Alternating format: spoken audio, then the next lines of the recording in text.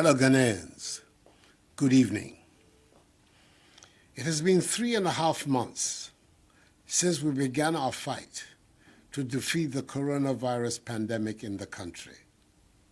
It has so far been a coordinated and enhanced response with tracing, testing, isolating, treating, and the maintenance of the relevant social distancing and hygiene protocols being the weapons we continue to employ to help contain the spread of the virus.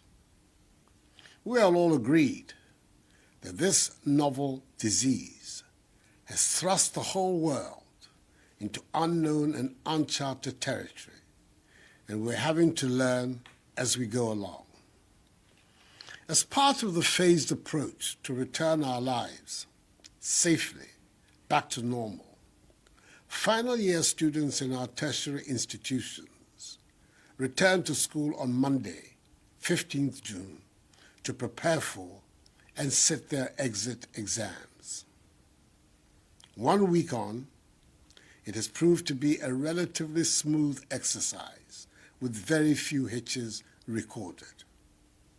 I thank in particular the Vice-Chancellors and other heads of our tertiary institutions for the support and cooperation offered government towards its success.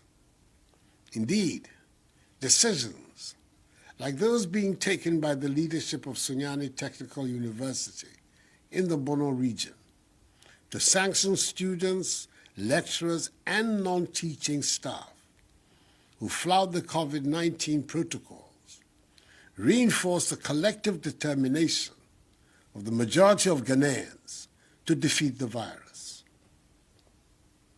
From tomorrow, Monday the 22nd of June, the next batch of students who will be going back to school, our final year senior high school students, SHS3, and second year Gold Track students. On Thursday, I held consultations with members of both the Conference of Heads of Assisted Secondary Schools, CHAS, and the Association of Principals of Technical Institutes, AFPTI, to agree on the modalities for the return of the students. Despite the short notice for the meeting, I was happy to see the impressive turnout of their executives from all parts of the country, and I'm grateful for the wholehearted cooperation they pledged to government. Like their seniors at the university, SHS3 students will be in school for a total of 6 weeks before sitting for the WASI exams over a period of 2 weeks. SHS2 Gold Track students who are returning to complete their first semester, like their Green Tracks colleagues have done, will be in school for 6 weeks before going on vacation. All 1,167 senior high schools in the country have been fumigated and disinfected. Each student, teaching and non-teaching staff, invigilator, and school administrator, numbering some 800,000, will be provided with 3 pieces of reusable face masks, i.e. 2 being provided tomorrow and the 3rd within a fortnight.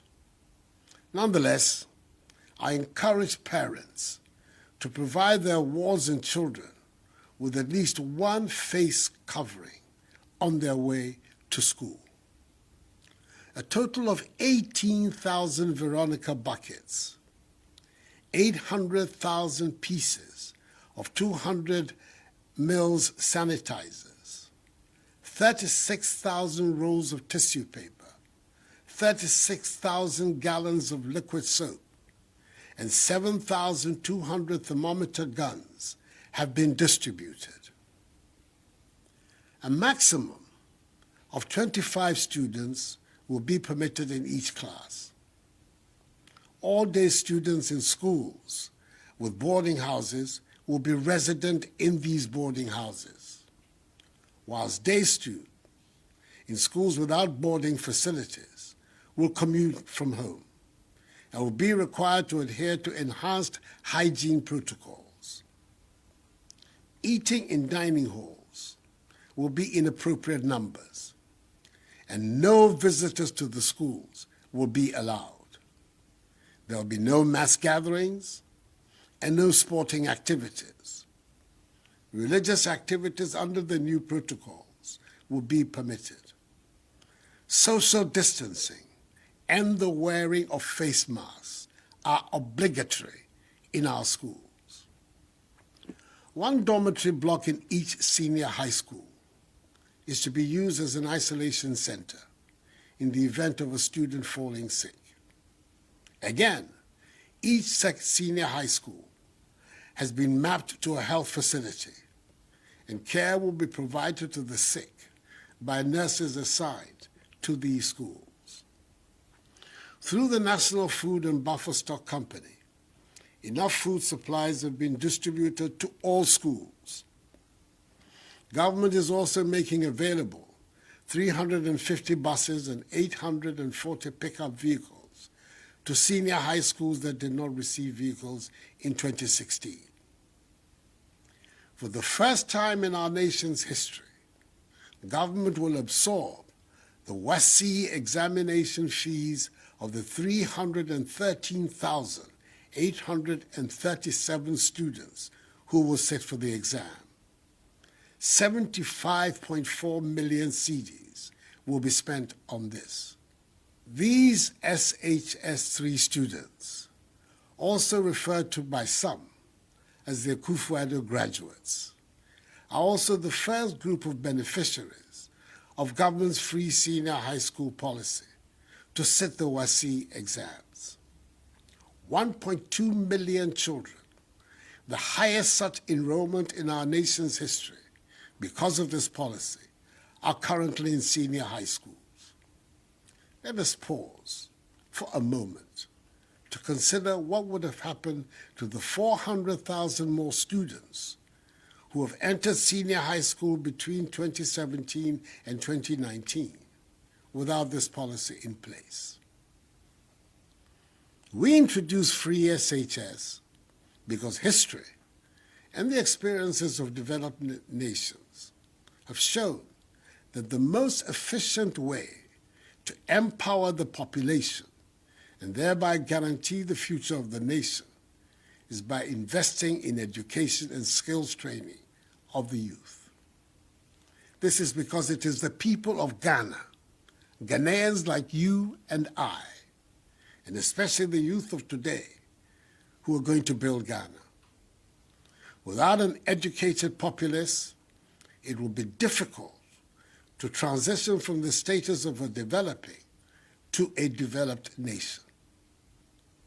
Summing it up, that most noble Ghanaian, James Agre, said 100 years ago, and I quote, "I want all my people, my countrymen and women, to be educated, and thus render Africa indispensable in intellectual, spiritual, and commercial products of the world," unquote. I take this opportunity to assure all parents and guardians the government is determined to protect the lives of the 800,000 students, teachers, and non-teaching staff who will be returning to school from tomorrow. I will be the last person to put the lives of the Akufo-Addo graduates at risk. It bears repeating that they must all adhere strictly to enhanced personal hygiene and social distancing protocols, regularly wash their hands with soap under running water, refrain from shaking hands, and wear masks to protect themselves and others. These rules apply to all of us. Fellow Ghanaians, the experts told us right at the beginning of this pandemic that whether the virus spreads or not is dependent on our individual behavior. Someone put it graphically that the virus has not got feet and cannot move by itself, and that we humans spread it. The large majority of us continue to adhere to the protocols. Unfortunately, there are some who do not. Others have slackened, and an unacceptably significant number have refused to obey them altogether. In such an atmosphere, if we do not take care, the virus will continue to spread, which will lead to intolerable pressure on our health facilities and caregivers. Each one of us must be part of the fight to stop the spread of the virus. Our approach to dealing with the virus, as I've always said, will be informed by the evolving science and data. At the outset of the pandemic, the scientific community and the World Health Organization, WHO, on 12 January 2020, recommended two main criteria for declaring someone who was tested positive as having recovered from the disease. The first is that you no longer have symptoms, and the second is that you're no longer capable of infecting others.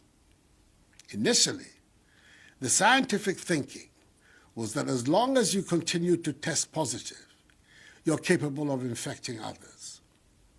Hence the requirement for the 2 consecutive negative tests before you're declared as having recovered. This was the science that informed the guidelines that Ghana has so far followed. However, there's now new evidence which states that after 10 to 14 days, a person with no symptoms is unlikely to transmit the virus to others, even if the person continues to test positive. It is on this basis that WHO has updated its guidelines as published per its Clinical Management of COVID-19 Interim Guidance of 27th May 2020, quote, as part of the clinical care pathway of a COVID-19 patient, unquote.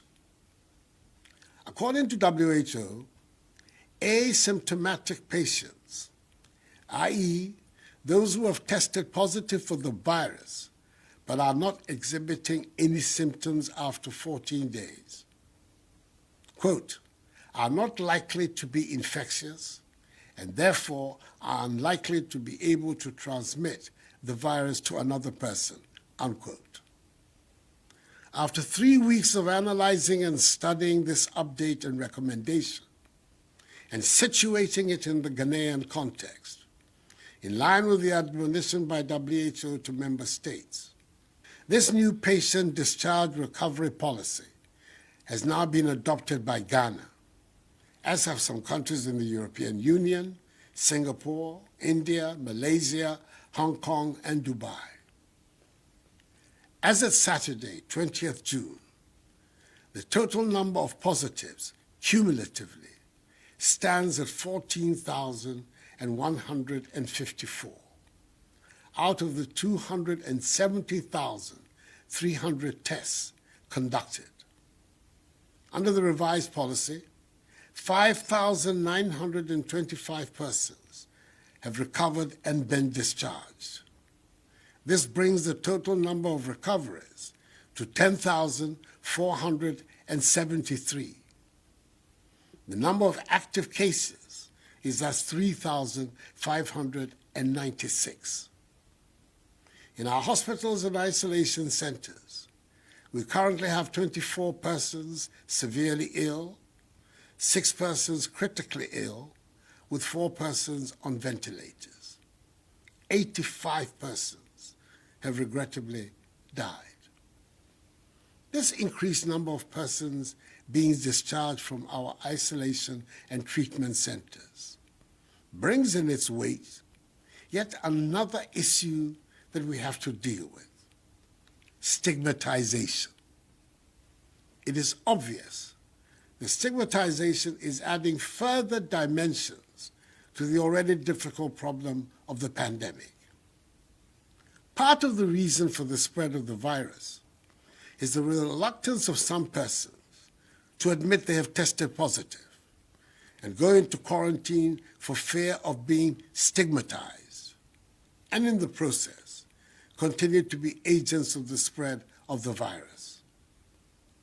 Persons who test positive for the virus, once they recover, do not pose any danger whatsoever to anyone, because the scientists tell us that they can no longer spread the virus.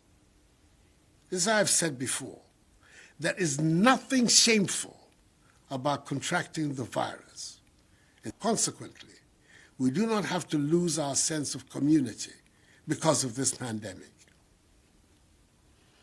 Fellow Ghanaians, in line with our policy of providing optimal care for the sick and reducing COVID-19 related deaths, government continues to mobilize holding bay, quarantine, isolation, and treatment centers across the country. I thank the Ghana National Association of Teachers, GNAT, for their admirable civic gesture of making available their facility in Ejuso in the Ashanti region, and the Catholic Bishops' Conference for agreeing to the use of their facilities across the country as isolation centers in the fight against COVID-19. These are timely offers which will ensure that our overall healthcare systems are not unduly burdened and overrun.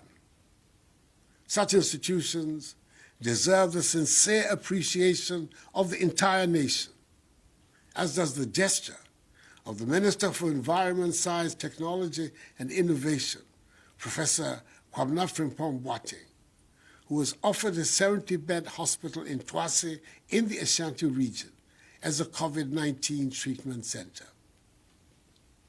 As I indicated in my address to the nation last week, the great majority of cases are in the Greater Accra and Ashanti regions.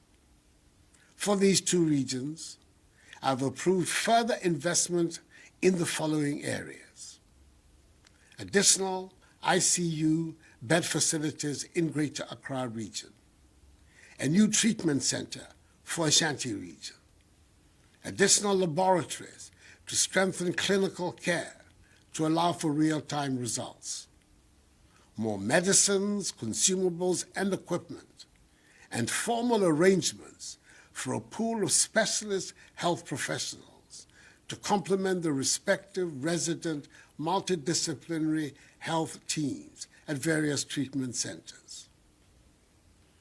We continue to be indebted to our health workers and express sorrow over the death of Dr. Harry Owusu-Boateng, a pediatrician at the SDA Hospital in Kwadaso, Kumasi, and Akufo-Addo, a nurse with the Ghana Manganese Company Hospital in Takwa, who both died in the line of duty. May their souls rest in perfect peace. I also urge the media to continue the positive work of public education they have been engaged in, especially now as restrictions are being systematically eased. Before I conclude, let me remind all Ghanaians, once again, that the wearing of masks is mandatory.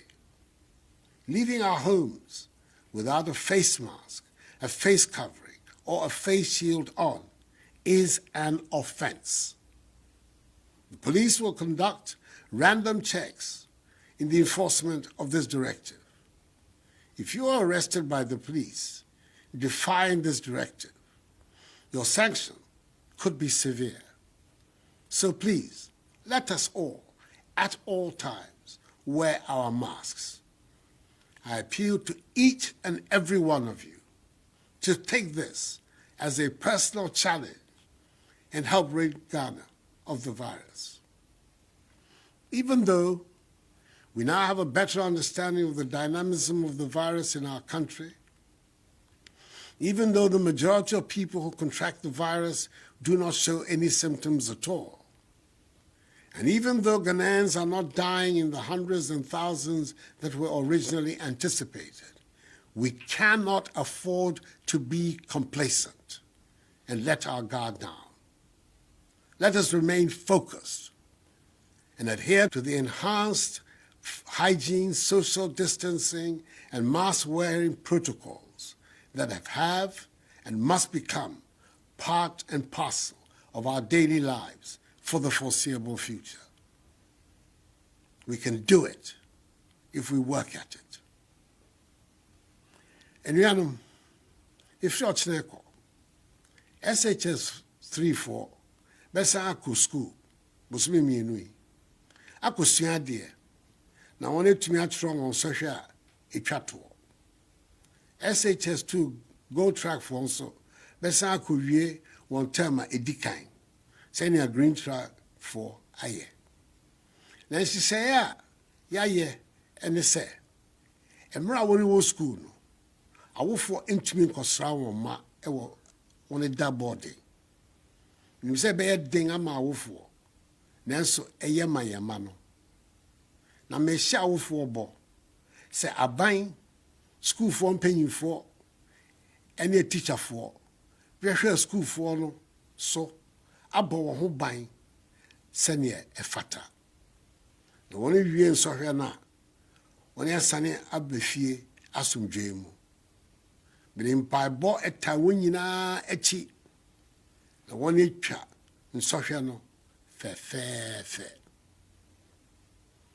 anyame me keje wo SHS 3B baya school ka shi no jin enyo koni ameya kaseni ke ha ame exam SHS 2 go track bi hu baku amese ni ameya gbe ametemena tomo green track bi le efe milake ibawa ka follow yake amenye ameasra amebiye no jenyo ne fe shinakai bahi ke ha wo school biye mi wo nyeshi yake government amachole onupai ke chole fe ba kwenye biye ojogba koni ka me gba am exam na ma kusa me ke bashia ojogba min sole ha me ni amaye nkunim. Let me, in conclusion, wish the Akufo-Addo graduates, the SHS 3 students, and their seniors in university the best of luck in their forthcoming examinations, which will be conducted in safety. Ghana needs them all for her progress. May God bless us all in our homeland Ghana and make her great and strong. I thank you for your attention.